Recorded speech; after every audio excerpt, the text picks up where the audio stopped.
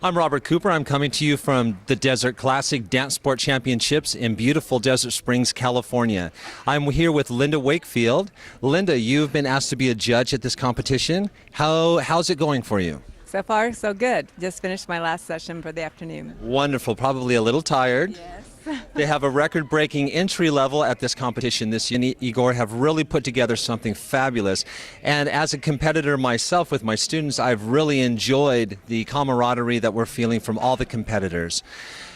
Linda and her husband Lee head up the BYU dance program at Brigham Young University and have done so for how many years now? Since 1980. Since 1980. And they have been a very integral part of the ballroom dance program throughout the United States and the world. In fact, I had the opportunity of dancing on the Brigham Young University tour team and winning a Blackpool championship in 1992 on the Latin team. I remember being in our gold Latin class where you are an instructor, and you were pregnant actually at that time too. That would have been a sight. Yeah, absolutely. And we worked very, very hard, and your teams have continued to progress and continue to take the championship in Blackpool, which is the most prestigious ballroom dance competition in the world. What does it take to get the collegiate program really, really going?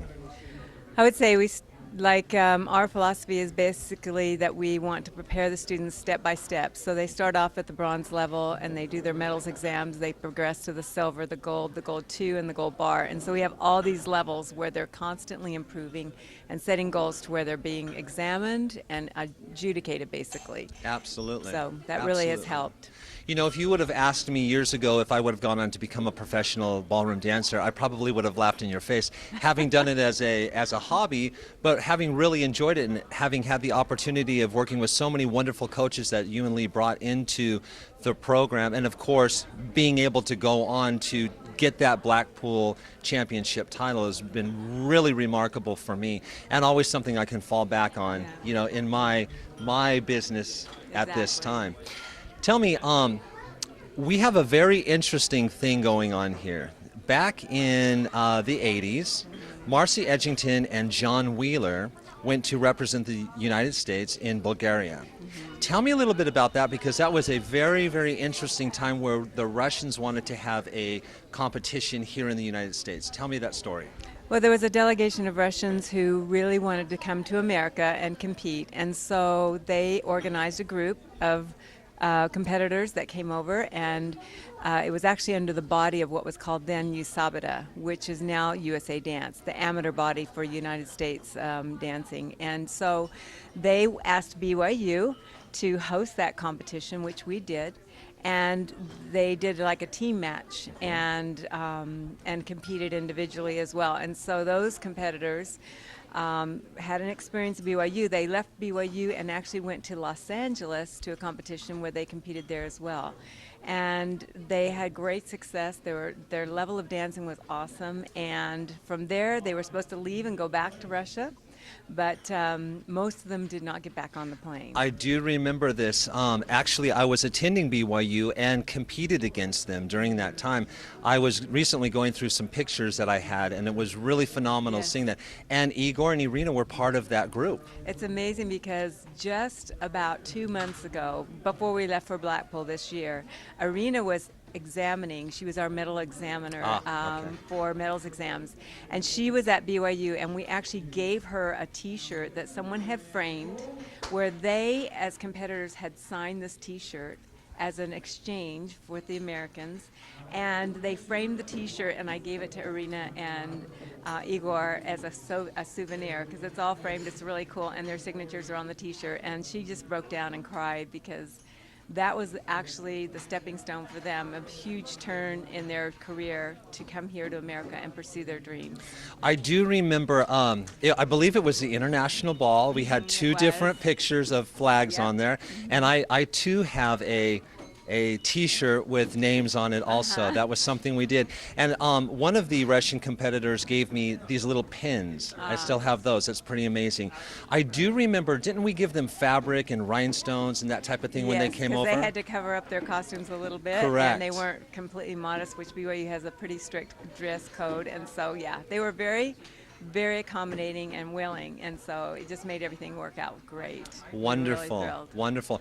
And here we are at their competition now. You know, it's amazing to me to see the success that has just been born out of another program that BYU hosted. It was really a coincidence in the long run. When you look back, you never know what's going to happen, and that experience was really, for us, a great experience. It was the first time we'd ever had Russians on campus dancing as amateur competitors, so it was really great. Well, I feel very excited to have been part of that and being on the floor with them. I remember that very, very vividly as we're speaking about it.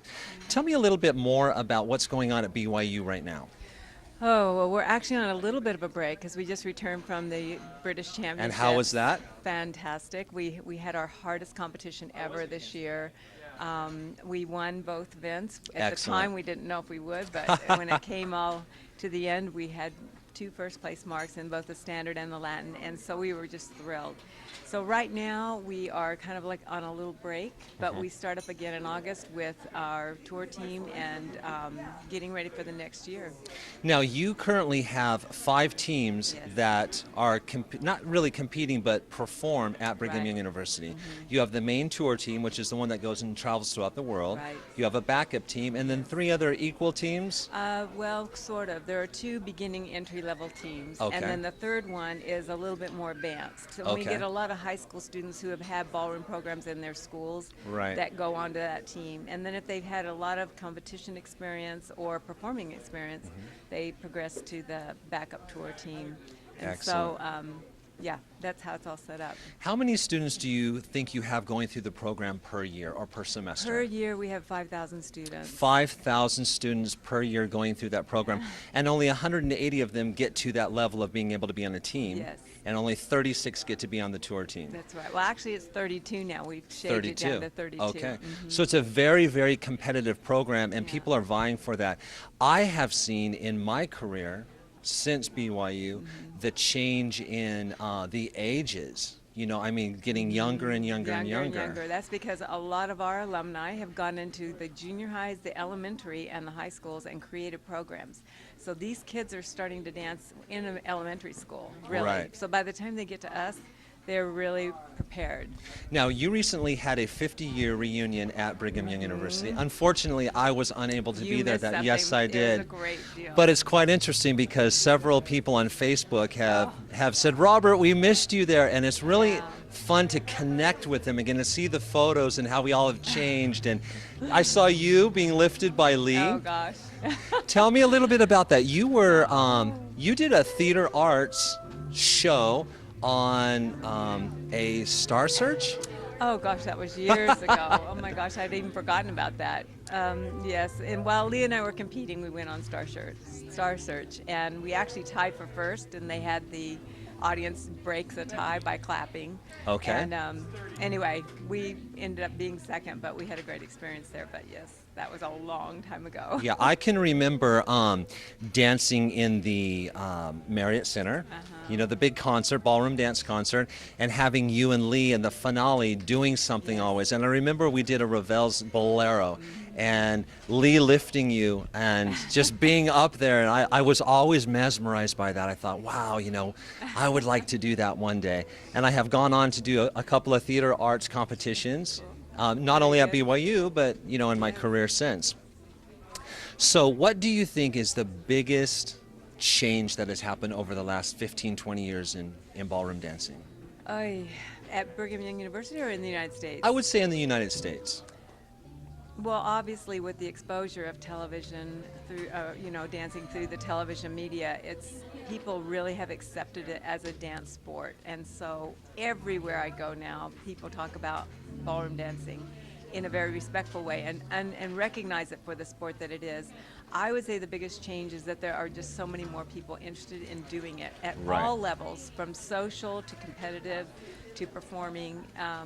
And so there's just been a surge, literally, of interest, and because they can see the value of it from the shows on TV, and it's just a great thing. Now, you have 2 competitions at BYU. You have the medals ball and the international ball.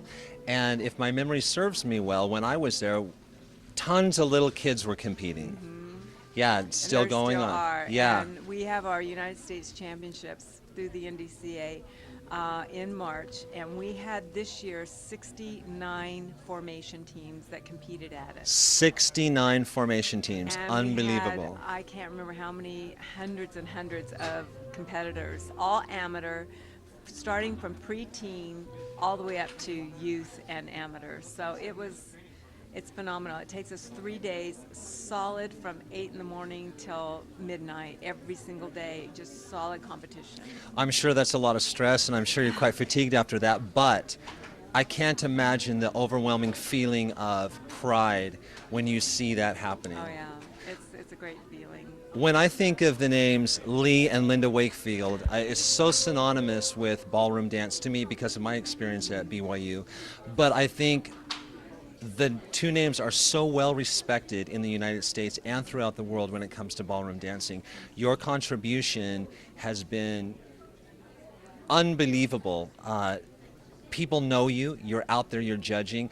The prestigious name of Brigham Young University is just, in the ballroom dance world anyway, just that's where people want to go. Your dance camps, you know, your competitions, and people that just want to get into the university just to be part of that program. It's unbelievable to me what doors it has opened for me in my life, and I owe a lot of gratitude to you and Lee for who I am being here today. It's wonderful. Thank you so much. Linda Wakefield, I can't tell you how much I love this woman, and Lee Wakefield and everything they gave to me when I was at BYU, and I'm here today to be a testament of ballroom dancing can be a wonderful thing for your entire life. I wish you all the success in the world, and it's good to see you. Again, Robert Cooper coming to you from the Desert Sport Competition, Desert Classic in beautiful Desert Springs. Thank you.